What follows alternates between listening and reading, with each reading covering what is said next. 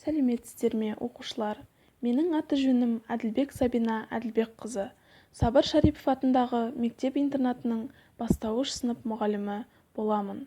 Қазір мен сіздермен бірге 4-ші сыныптық әдебиеттік оқу пәнінен сабақ жүргізетін боламын.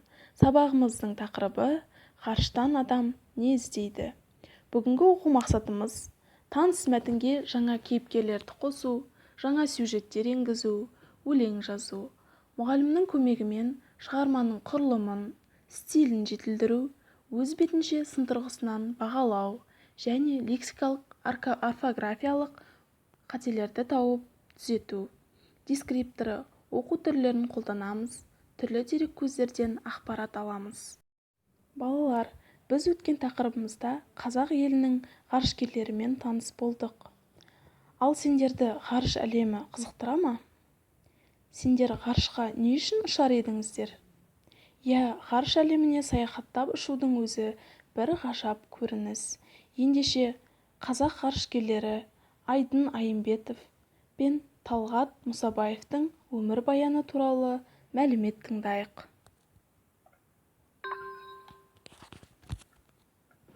Айдын Айымбетов 2012 жылдың 12 қазанында Қазақстан Республикасы үкіметінің қаулысы негізінде Қазақстан Республикасының ғарышкері дәрежесі берілді.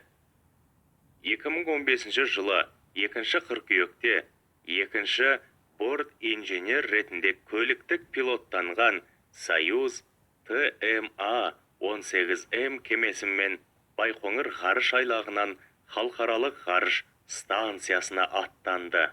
Айдын Айымбетов ғарышта 10 күн болып маңызды зерттеулер жүргізді. Марапаттары: ғарыш кеңістігін игеруге сіңірген аса зор еңбегі, ғарышқа ұшу кезінде көрсеткен батырлығы мен ерлігі үшін Қазақстан Республикасының ғарышкері Айдын Аханұлы Айымбетовке халық қаһарманы атағы, алтын жұлдыз айрықша ерекшелік белгісі, отан ордені берілді. Талғат Амангелдіұлы Мұсабаев Рига азаматтық авиация инженерлері институтын және Ақтөбе жоғары ұшқыштар училищесін бітірген.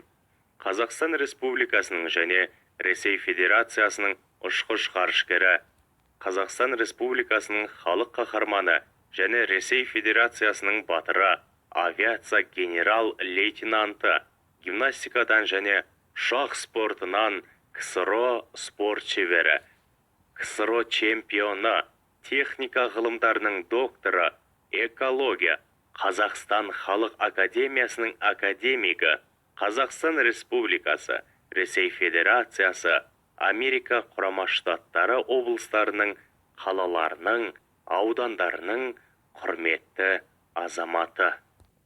Балалар, танымдылығымызды арттыру мақсатында Байбота, Қошым Ноғайдың «Жарайсың Айдын аға» өлеңін түсініп оқыңыздар. Байбота Қошым Ноғай жазушы, ақын. Балаларға арнап өлең, жаңылтпаш жұмбақтар жазған. 1954 жылы дүниеге келген. Таңертеңгі тәтті түс, мамандықтың бәрі жақсы сияқты кітаптары бар. Қасқыр мен жеті лақ, Маша мен Аю сияқты шетел ертегілерін қазақ тіліне аударған. Ендеше осы тақырыбымызды қорытындылау мақсатында үй тапсырмасы.